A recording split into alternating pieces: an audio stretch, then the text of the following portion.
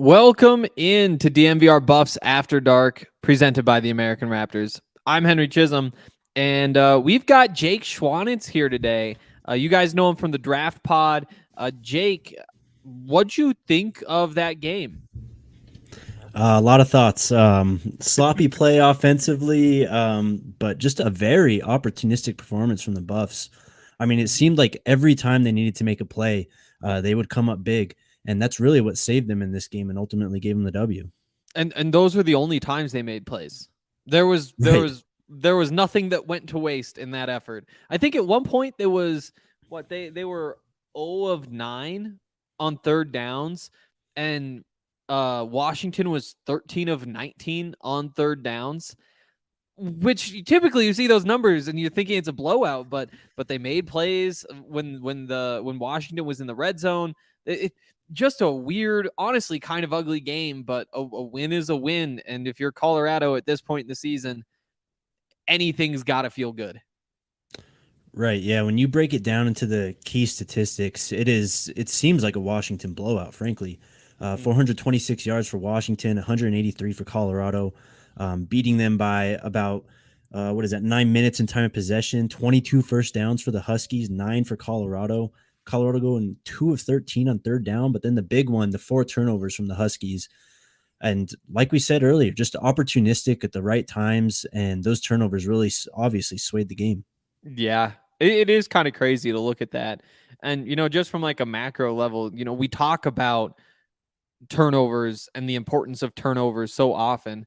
And I think everybody believes it. Like everybody knows that it's important to win the turnover battle. But then you see things like those numbers that you said, where you're outgained by easily 200 yards. Like, what's that? 250. Yep. You're not getting anything done on third down. You're not staying on the field. You're not getting them off the field. You don't have the ball. 4 turnovers, that'll make up for a lot. And I thought the Buffs did a good job forcing those turnovers too. There's a couple different kinds of turnovers. There's the fluky ones. There's the ones that are just good effort on one side or a terrible play on the other. But there were some forced fumbles in there. There were nice plays. A great pick from Robert Barnes. Did not seem like something he was going to be able to catch. And we're going to give the Buffs credit for that, and particularly these Buffs linebackers. We'll get into it later. But just a sloppy game on both sides. Buffs win, though. Also, before we get any deeper, I do need to say, today was the Brawl of the Wild, Montana State. That started like an hour before the Buffs game, so I was in the press box just like watching it. And then once the Buffs started, I was like, okay, I really need to pay attention to that. And I could, because Montana just knocked the shit out of those Bobcats, and it feels good. It feels really good, and all is right in the world. Big day for you then, huh? It was incredible. Just watching And the Broncos them, are on bye. They can't lose tomorrow. I know they can't ruin this for me. Plus Buffs basketball. If you guys are here for some Buffs basketball talk, we're going to be getting into that tomorrow night after so we were hoping that the Buffs would not be on the consolation side of the Paradise Jam bracket because they play Saturday. We're hoping they were going to be on the winner side, which plays Sunday, but we'll be talking all about the second round of Paradise Jam games tomorrow. So stay tuned for that. But the Buffs basketball team, just real quick, won in overtime. They didn't ruin the vibes either. So it's nice. It's nice. Let's just jump in though. Biggest takeaways from this game. What is at the top of your list, Jake? Biggest takeaways is just clutch performance by the defense. Obviously, the fumble return for 99 yards from Jack Lamb, absolutely massive. I mean, that's a 14-point swing. And then the interception by Robert Barnes, his interception was great. I think, was Nico Reed the corner that picked it off in the end zone? Yeah. That was. So just an impressive and just insanely clutch, frankly, defensive performance from the Buffs. In a game where they really needed it because the offense was ugly. Yeah, we knew coming into the season that you were going to need the defense to really step up and win you some games. It's tough to imagine what exactly that looks like. I mean, you weren't expecting only 183 yards of total offense, that's for sure. But this is what it looks like when the defense wins you a game, and it is really hard to do. to force fumbles consistently, to pick off those passes. And Nico Reed, what a play in the end zone. He's somebody who I know the coaching staff likes. He's somebody who I think maybe there might be some scouts getting kind of an advanced look at him. But, Karl Dorrell has not been seen as a good recruiter by this fan base and from people who aren't a part of the fan base either. And there's obviously something to that. Like, you look at the recruiting rankings, I think they're 11th out of 12 teams in the Pac-12. But I had this conversation with a CU fan at our tailgate this morning, and you have to remember that we still don't know what his recruits have done.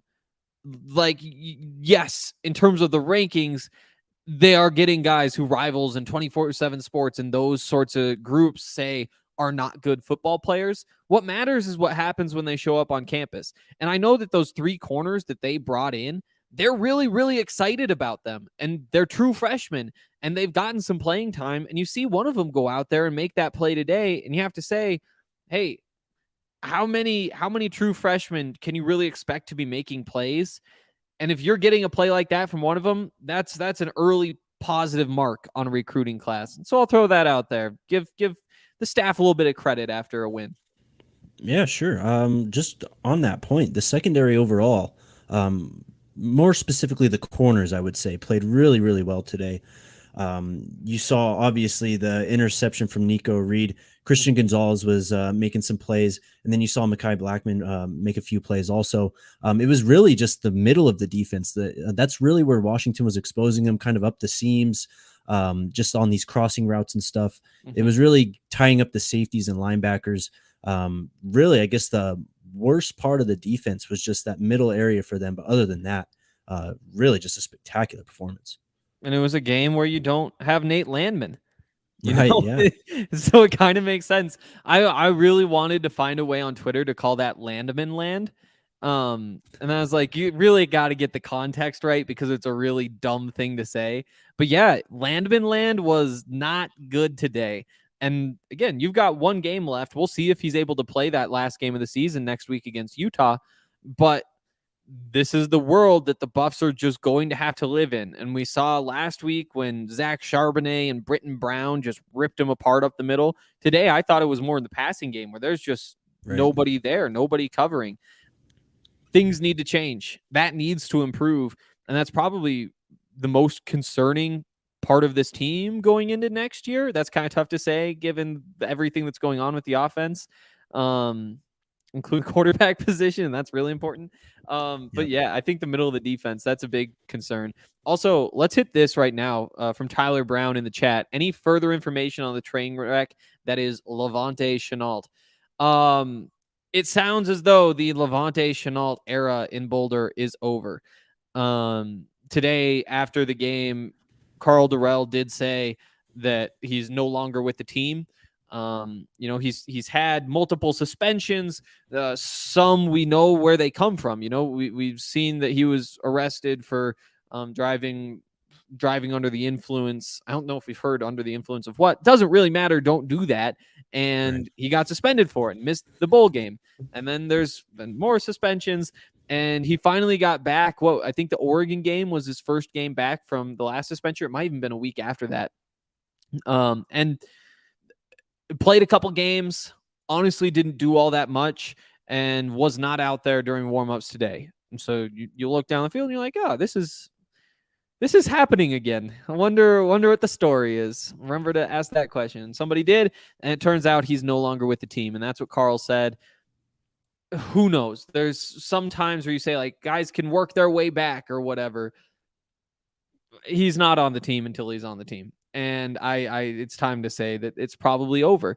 It's disappointing because he's incredibly talented. I talked to a bunch of guys during fall camp and during spring ball and said, who is the toughest player to guard in terms of coverage and the passing game? And basically everybody said it's Levante. He gets open. He's able to go get balls. And so it does suck that Levante Shenault is likely never playing for Colorado again. At the same time, though, you look at this receivers room and you have plenty of options. Obviously, you have Brendan Rice there. You've got Dimitri Stanley back for another year. You've got 2 true freshmen, Chase Penry and Ty Robinson. Hey, again, are we upset about this recruiting class at this point? But we don't need to go back through that. Those guys will all be back, and you can be excited about all of them. You didn't have Jalen Jackson or Maurice Bell all season. Daniel Arias is finally making plays. Montana Lamonius Craig, he's been incredible when he's been on the field this year. They're using him as a blocker. He caught the game-tying touchdown against Oregon State. You could throw Chris Carpenter he had a third down conversion out there today. So, I mean, this is the group where they are incredibly deep. And yeah, was Levante Shenault the most talented? No, Brendan Rice was, but he was probably in that group. It is what it is. It is what it is. Right, and it goes back to something I brought up on the post-game show we did in the double overtime game against Oregon State. There's that while there is talent and there is ability, of course, you see it in flashes every weekend. They just still don't have that go-to guy in the receiving game, and that's really kind of hamstringing this offense because there's no true threat in the passing game. And then you see games like today where Jarek in the running game just can't really get going, and then the offense as a whole just sputters out as a result. Totally. And, I still have total faith that Brendan Rice is going to be that guy. Again, you doing it every other week for a sophomore, or I guess technically a freshman, that's not bad, but you just need more if nobody else is going to step up and do it the other week. So you're not going to have other guys. So yeah, they do still need to have somebody just become that guy. And Levante Shenault coming into this year was at the top of the list. Didn't do it. Also, we had the chat from Tyler Brown, Keith Miller. He's in the conversation there too. Hasn't been dressing. I'm not sure if he dressed today. I didn't look for him specifically, but for most of the season, he hasn't. But that's a big body guy. If he wanted to be a tight end, he could probably be like one of those freak tight ends who's making consistent plays, who's ripping apart the middle of the field for the other team. We'll see what happens there too, but just so much talent at that position. I'm not too worried about it. Also, want to remind you guys, if you're watching on Twitter, go to YouTube. It's better quality, won't cut out. You can chat with us.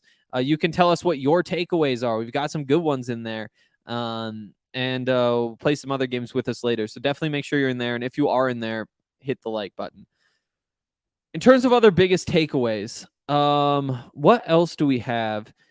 I don't know what the takeaway with this offense is. Is it just that it's not there yet?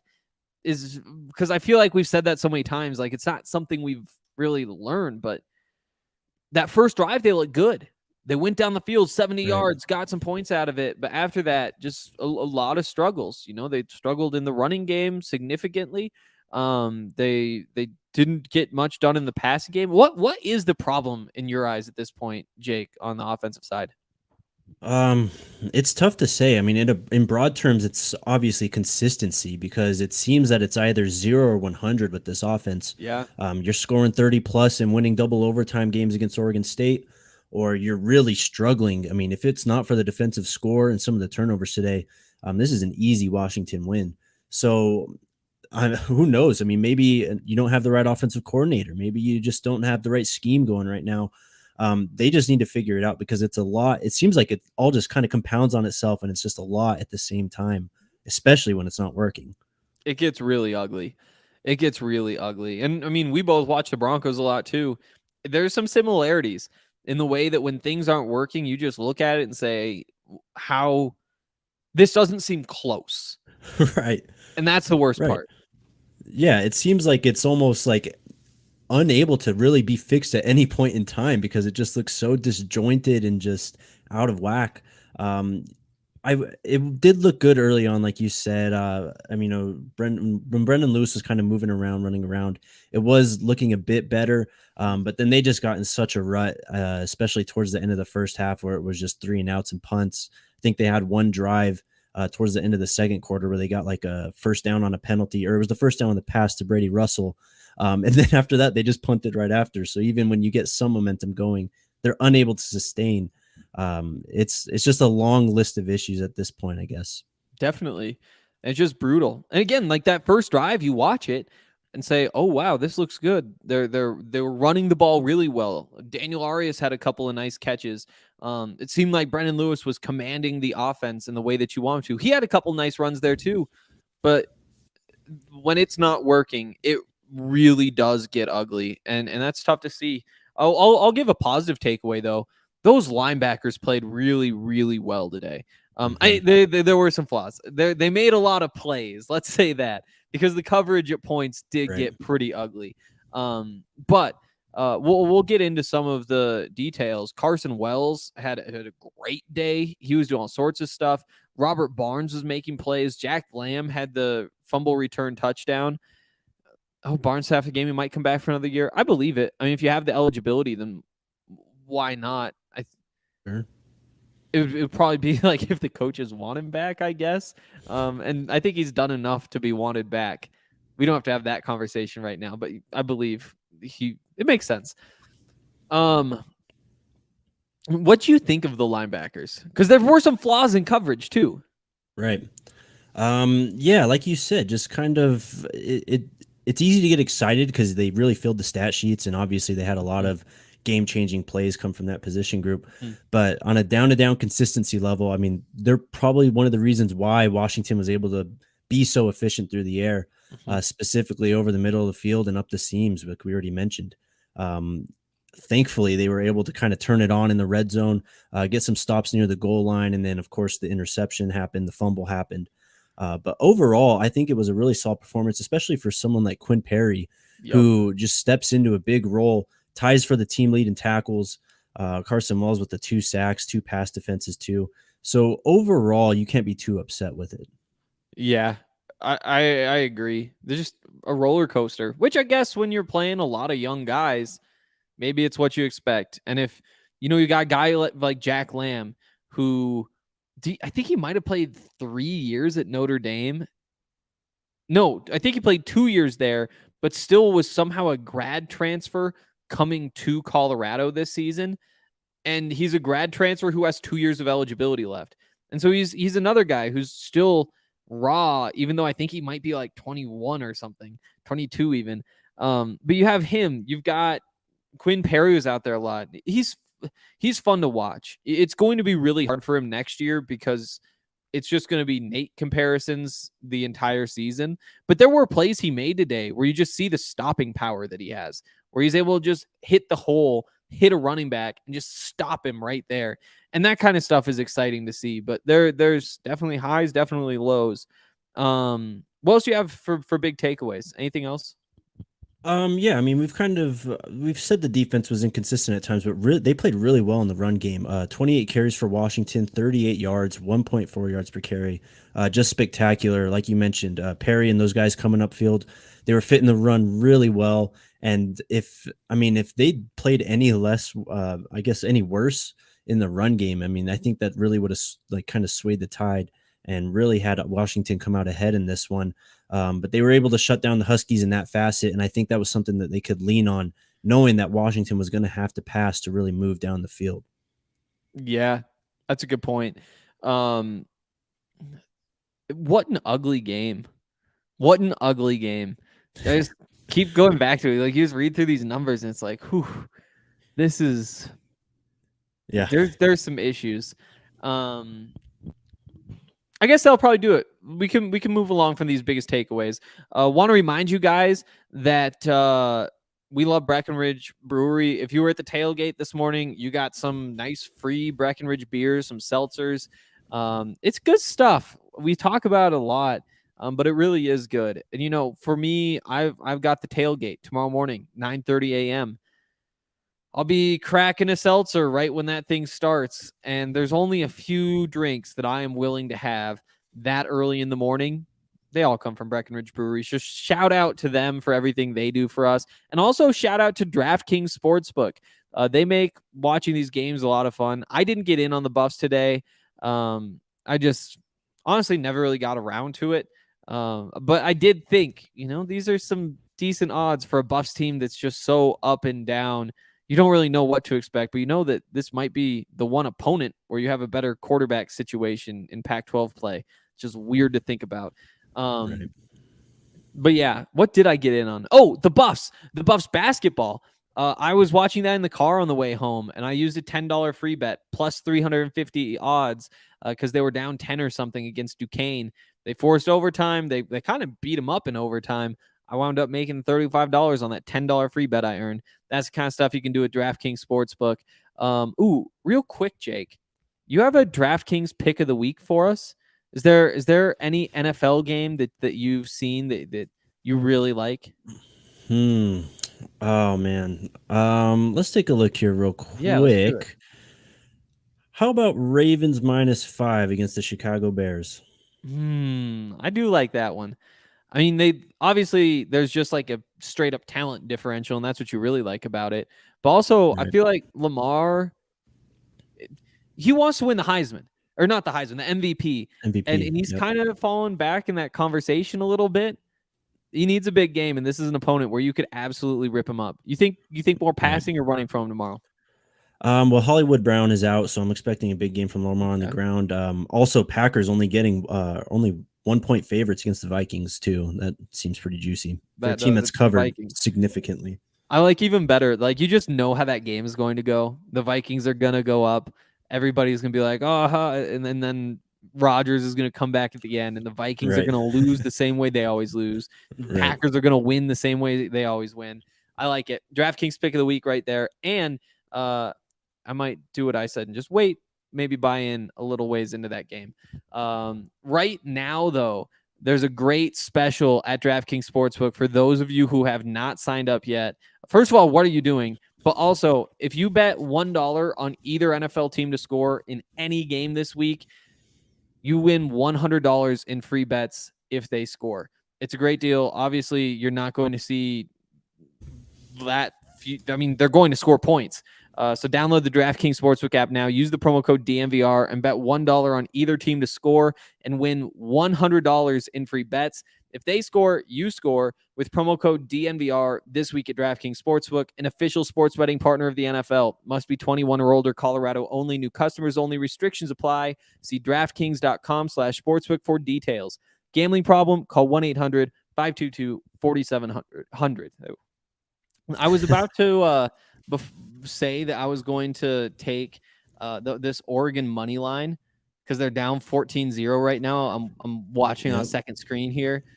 They somehow got all the way down the field this quickly, and I missed what I'm guessing were much better odds. So I'm a little disappointed on that. I might still jump in, but that's the other thing we're keeping an eye on tonight. Yes, sir. You got about 15 yards to make a decision there. I know. I'm almost cheering for him to not score, so the odds get even better. It's a long game. Go. Let's jump into the stock report here. Obviously, the season's kind of winding down. At some point, we're gonna have to pay up on these stocks. You either win or you lose. And it kind of means, what do you expect in this Utah game next week? But let's just jump in at the top. Brendan Lewis. It's an up and down season for sure, but a lot of the downs were at the beginning of the year, and it's kind of been up and down in the second half of the season. Right. Which overall makes it like up and down, but whatever. First of all, I feel like we got to say the stock is down after tonight. 14-25, 112 yards. He did more with his legs. He also got sacked a few times, and so that changes the numbers. But 6 carries for 30 yards and a touchdown still. You with me at stock is down after tonight?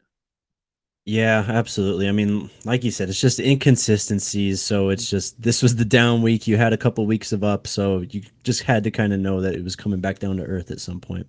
Yeah. You have any interest in buying or selling anything here? Oh man. It's tough because it's kind of low. I know. If anything, I'd maybe dabble a little bit in buying right now.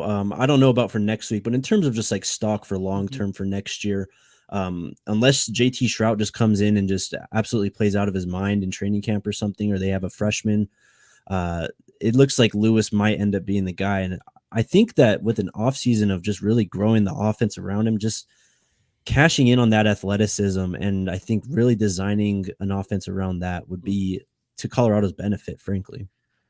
Yeah, it's a tough call. You know, we've got the a comment there from Denver JW. A win is a win, but that was as ugly as it gets. Need to replace Lewis next year. And like, I'm not going to blame anybody for saying that you got to replace Brendan Lewis next year. I'm not fully there just because we've seen enough of the flashes where I think at the very least he's competing for the job. If I were to say right now, I think JT Shrout probably edges him out. And who knows? I think looking at the situation, you should be able to get a decent transfer, or at least be in the running for one. Obviously, I mean, we don't know who exactly will be in the portal. We all expect like Spencer Rattler to be there. I think there's a good chance, and I've said this a couple times, I think Jaden Daniels is kind of a prime transfer candidate, but I think he might be able to move up instead of down. Right. But you start at the top of the list, and we'll see. I think that there's probably at least 5 guys that the Buffs look at and say, hey, if we can get this guy, we've got to go get this guy. Led probably by Spencer Rattler, just because there's so much talent there. But after that, it'll be interesting. It'll be interesting.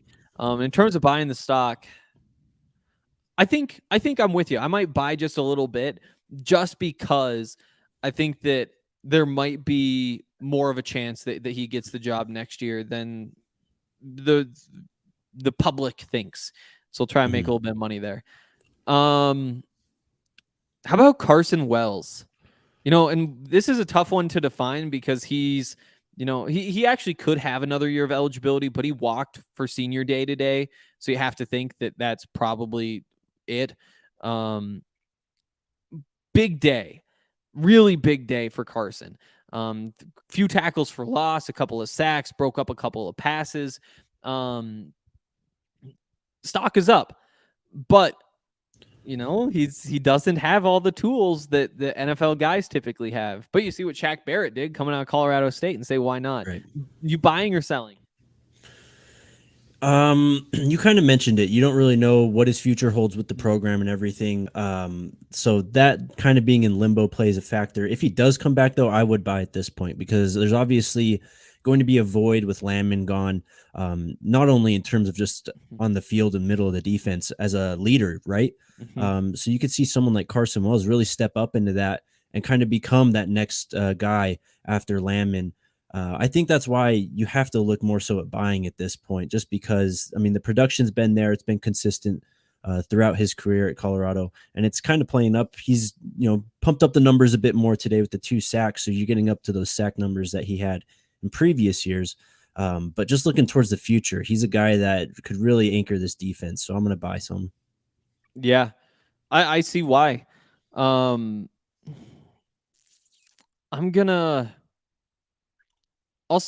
sell just a little bit.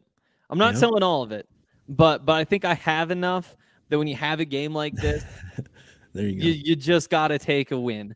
Right. It's not that I don't think he could be successful at the NFL level, but I think that there's enough of it's kind of a long shot. You're taking plus money, the odds of a guy who best case scenario, he's probably a 4th round draft pick. And worst case scenario, I guess worst case, he probably comes back to see you for another year. And he'll go through that early process and figure out what that's looking like. But I'll sell just a little bit. I'll hold the rest because I think there's a chance that you make a lot of money. We can hit this question now too, from Tyler. How many Buffs end up in the portal? So I think that it's not going to be as many as the coaching staff would probably like.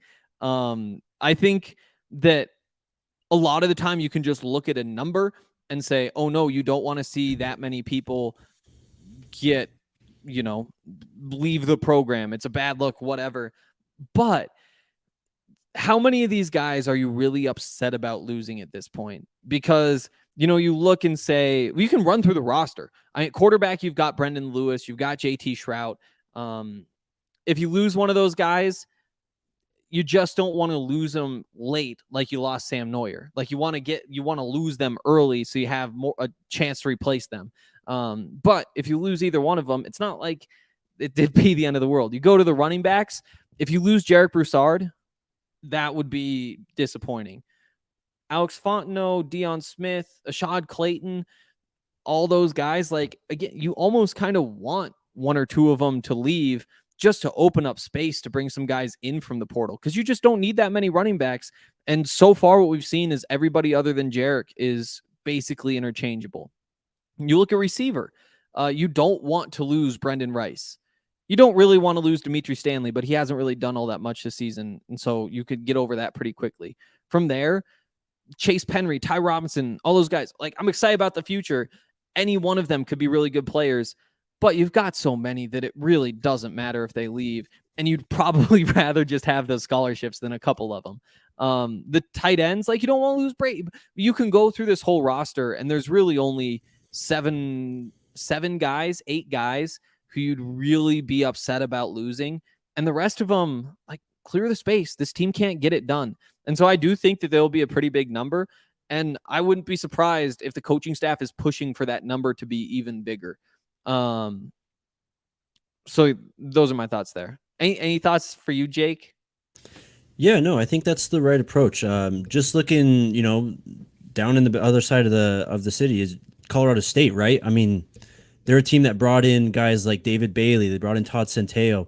These guys were obviously cast-offs from other programs, but you bring in kind of those veteran presences at key positions, and you can really kind of solidify yourself and start to build an identity, which is something, especially offensively, the Buffs are lacking. Sure. I don't know if a transfer quarterback would necessarily fix it with some of the issues, obviously inconsistency-wise on the offensive line you saw early in the year. The receivers that we already mentioned, you haven't had anyone really emerge from that group. But if you can bring in a guy, maybe an experienced receiver, running back, or quarterback, just someone to kind of, a rock to really lean on in hard times, that's something that I think could really go a long way for this offense and bring some more help for the future. I mean, you're going to kind of bring up those young guys with these older grad transfers too. It's just something that I think the Buffs will look into, and it should help make the team better for sure. Yeah. Again, like the main thing that I think about this transfer portal is just, it's not a bad thing for guys to leave.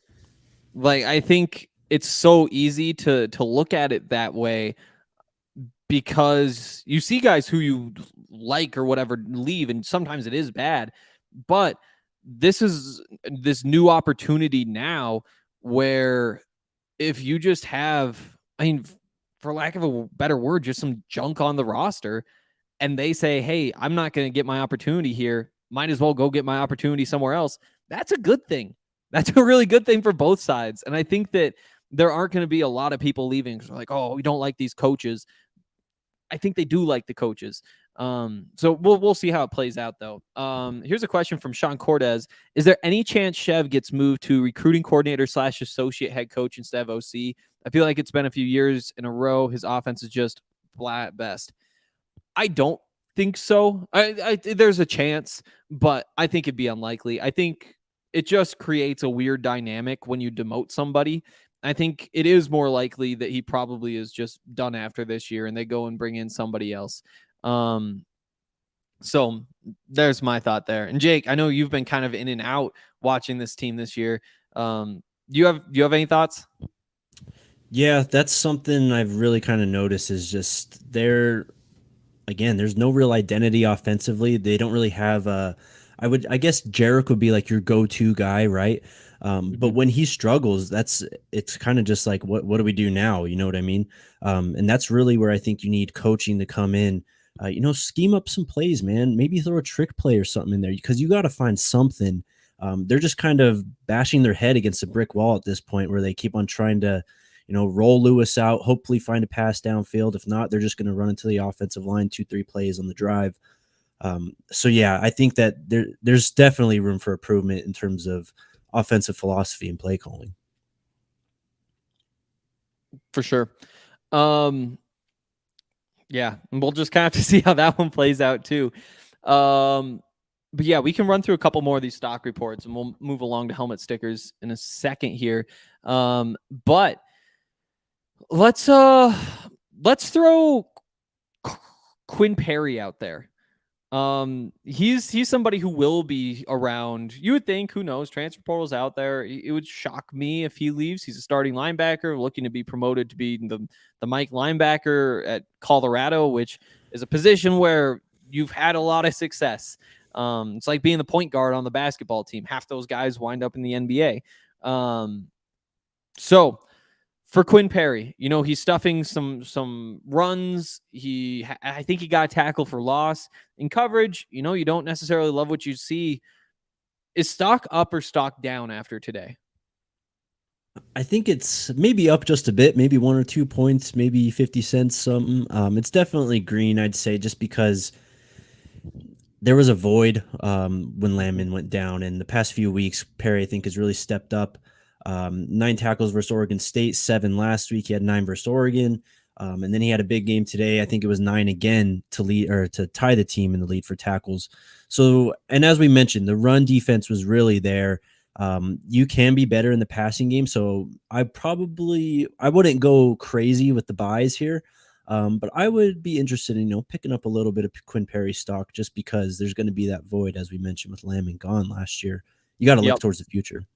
I think so too. And I agree. It is just a little bit up. I think mostly because we knew he wasn't great in coverage. Like, it's not like, it's like, oh no, you're kidding. No way. They were taking him off the field on third downs, and when he was out there, it didn't look great. I'm going to buy 2 just because I do think that at some point it's going to be higher. That's the way it works. Is you sell when it's higher, you buy it when it's low, and if you do that consistently, you win. He has better games than this game on the way, even though this was a pretty good game. Plus, there is a chance that he spends an offseason working in coverage. Nate was not always great in coverage. So early on when I was covering the Buffs, my first season, so the 2019 season, I got a little bit of heat from CU fans because I was saying that Nate isn't all that good in coverage. But Pro Football Focus said he was like the best returning cover linebacker in the Pac-12. And the reason why is just because they didn't ask him to do anything.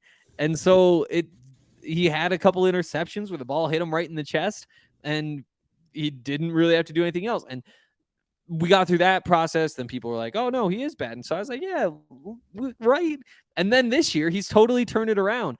We saw a little bit of that last year too, but the ability to just know how to read the quarterback's eyes. You don't have to be super rangy, but make sure that between the hash marks, or even 2/3 of the hash marks, is your responsibility. Just be able to be there and contest something, or make it a tougher throw. Don't make it a massive wide open lane that you just lob a ball into. Just make it a little bit tougher, and maybe he can take that step just like Nate did. And if he does, then that stock will be way up. So I'm buying a little bit too. Anybody for you off the top of your head who you really want to buy or sell? I'm just gonna throw his name. He didn't have a necessarily great game, but Christian Gonzalez, man, I'm gonna buy more stock of that just because I think the potential payout is just extremely massive. So as long as I can, I'm gonna buy that until that stock skyrockets, basically. Yeah, and we want to see what you guys are saying in the chat too. So if there's anybody you want to buy, anybody you want to sell, throw that in the chat. Reminder, if you're watching on Twitter, we cannot see your chats, only on YouTube. So get on YouTube and comment there because we want to see. But yeah, I mean, sell me all of the Christian Gonzalez stock. I will buy all of it. That is an NFL player, and it's kind of as simple as that. Like, he is so long, he is so fast, he is so strong, he plays the ball well, he has good instincts. Just the mentality is the correct one for a cornerback. Christian Gonzalez stock is through the roof already. It should be even higher. Denver JW right there. Gonzalez might be the best talent on this team. It's probably him or Brendan Rice. Yeah, absolutely. I mean, I know we've kind of gone over Rice's inconsistencies, and part of that's just because of the offense he's playing in, right? For sure. But yeah, Christian Gonzalez has been by far and away probably the most impressive player I've come across just from covering this team this year. Yep. He's a lockdown guy. I think that's it for me, which makes sense. We're 40 minutes in. We can move along. Real quick, though, I do want to tell you guys about Hassel Cattle Company. So Hassel Cattle Company really wants to remind you guys that turkey is not a good food. It's not. It's something that, I had this conversation with RK. It's a vehicle, and you use it for gravy, use it for whatever. How about you get yourself some meat that tastes really good? And you can do that with Hassel Cattle Company. They bring you Wagyu beef. It's a fourth generation cattle farm out of Texas, and they're giving our listeners an awesome holiday special with 15% off your entire purchase. It's a great deal. You just got to use the code DNVR15. You'll get 15% off. You've come down to the DNVR bar and watched a Buffs game there. If you did, you probably got the Hassel Cattle Company Wagyu beef burger. It's great stuff. We just want to give you guys opportunities to try it because we know that you'll go back to them. And that's the way business works. They help us out. We help them out. And we help you guys out by making this connection. Again, you go HassleCattleCompany.com. You can pick out the smoked sausage, New York strip, beef bacon, Wagyu Frank without any fillers, a couple of different jerky flavors, original and sweet and spicy.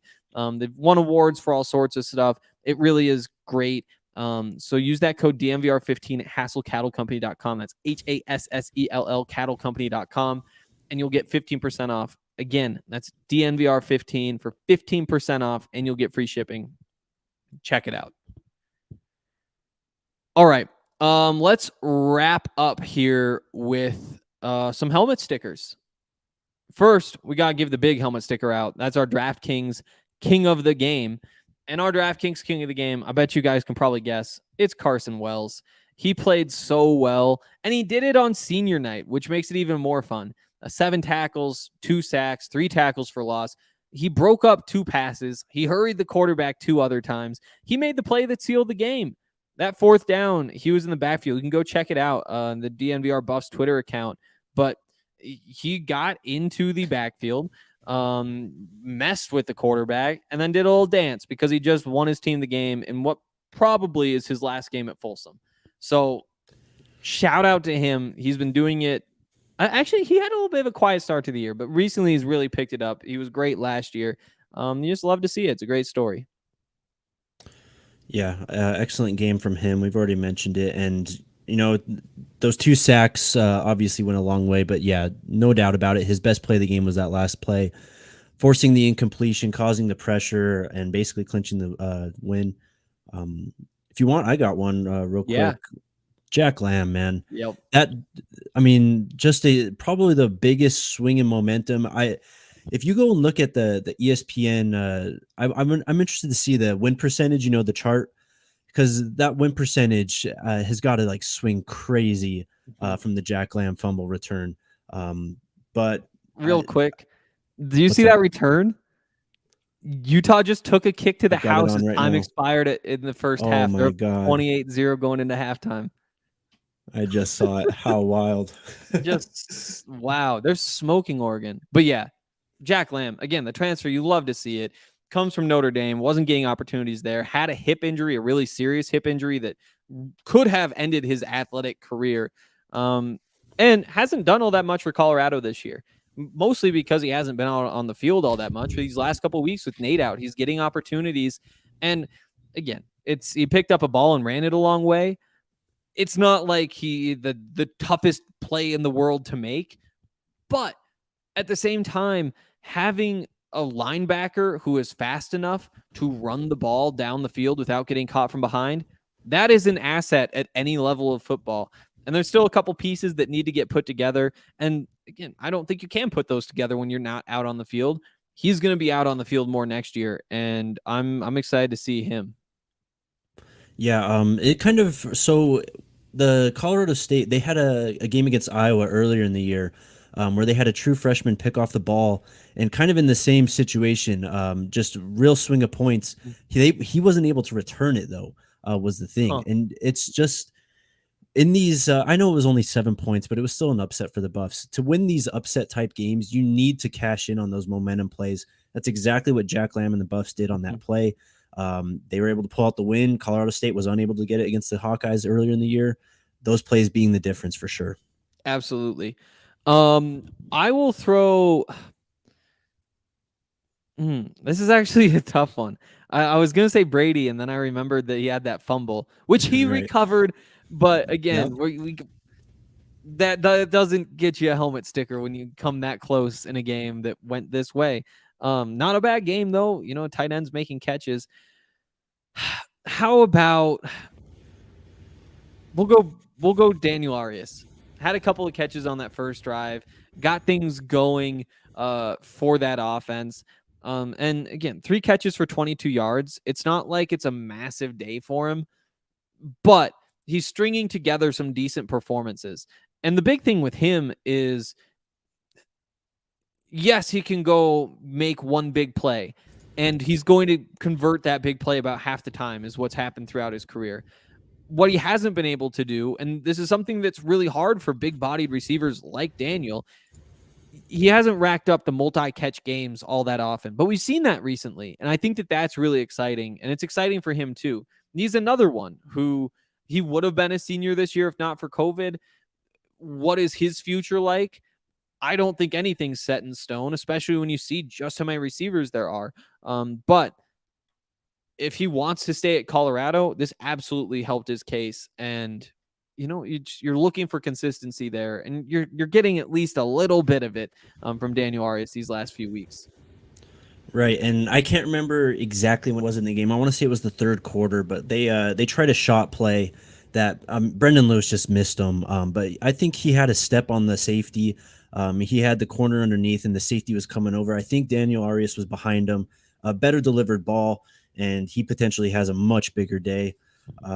I'll go for my next helmet sticker. I'll give it to Nico Reed, just because that interception, just such a clutch interception in the moment, in terms of down and distance, and obviously in that part of the game, but just a spectacular play too. I mean, just completely reaching out for it. Just well done by him. And in that same vein, I just realized we haven't hit Robert Barnes yet. Got to get him one too. Again, these turnovers decided the whole thing, and his might have been the toughest, honestly. That going to the ground. That was a crazy play. Yeah, that was a great play. That was an incredible play. Yeah, a big day for him. Led the team in tackles. Also had a tackle for loss. Probably the best defender for the Buffs on the day, I'd say. Maybe Carson Wells was. I mean, he had the sacks and he had the numbers, but overall, Robert Barnes was just all over the place. Yep, I'll throw Mustafa out there too. Mustafa Johnson. He had a sack. Again, it's senior day. And when a senior has a sack on senior day, they get a helmet sticker. That's the way things go. Well, if we're going down that route, I'm going to give Nate Landman one, man. How about switching into his uniform and getting in on the final play on the kneel down, playing the safety? It's got to be tough for a guy like that. Go play your whole career at a school, and then you're finally coming to the home stretch, and you can't suit up because of injury. I'm really happy they got him in. That was cool to see. Definitely. Anything else? I think I'm... I will hit Cole Becker, 2 for 2, and they could not afford a miss today. Let's give him one for sure. Yeah, no doubt. He's been huge in the past couple wins for the Buffs. I mean, just having someone that you can rely on in that department, it's one of those things you just don't notice until it really goes all wrong. So he's been clutch. Definitely. I see in the chat, Bilu gets a sticker for the extra effort plays. It's getting hit all game, never quit. It's such a tough one. Like again with Lewis though, he doesn't turn the ball over, man. It looks bad and it's not pretty, but he doesn't like compound on these mistakes and turn it into just a snowball effect. So that's absolutely true. And a couple of those runs, I mean, that's what they needed. That touchdown run, or did that get called? That did get called back. Did he? He had another though. He had a touchdown, Brendan Lewis. Yeah, I was thinking of the one where he dove, but he basically did the same thing over again. But yeah, he it's a quarterback and it's a win. He is close. I'll say that he's close. I can't give him a helmet sticker today. Yeah, I don't know. 14 to 25 for 112 yards. You just can't, right? We said some nice things. We did. We said some nice things, and that's what he deserves because he has come a long way this season. And there are flashes. At times he rolls out of the pocket and stops, and you see an open receiver, and you're just like, "Oh my!" And just bang, hits it right in there. And when he does that, it's really exciting. And he was not doing that nearly enough from the first half of the season. He's got an off season to figure it out. Well, one more game and then an off season. So there's some more nice things, but no helmet sticker. I think I'm out. Anybody else? Yep. I'll just mention Mekhi Blackman. Did I mention him already for this? I did. Okay. Not for this. No. Oh, well, the pass breakup in the throw into the end zone, I think it was right under the goalpost that the Huskies were doing, and he laid out and got the PBU. I mean, that was a huge PBU in that moment. So, yeah, I do like that the chat is sticking up for Brendan. I do like that. That'll do it for today. Thanks, Jake, for jumping on. We'll be back tomorrow from Paradise Jam. Well, I'll dress up in my bathing suit again, and we'll be upstairs at the bar with an inflatable palm tree. But yeah, live from Paradise Jam, where we'll talk about the Buffs game today that they wound up winning. Also, the rest of the tournament. CSU's game is tomorrow. So stay tuned for that. It's going to be a lot of fun. And we've got 1 week of football left. Hopefully they can pull off the upset. Watching this Utah game now, it's looking kind of scary, but potential trap game implications. You're Absolutely. Right in between the 2 Oregon games, so you never know. Absolutely. You can catch them. I love it. Shout out to producer Yahir behind the scenes, and that'll do it for today. We'll see you guys soon.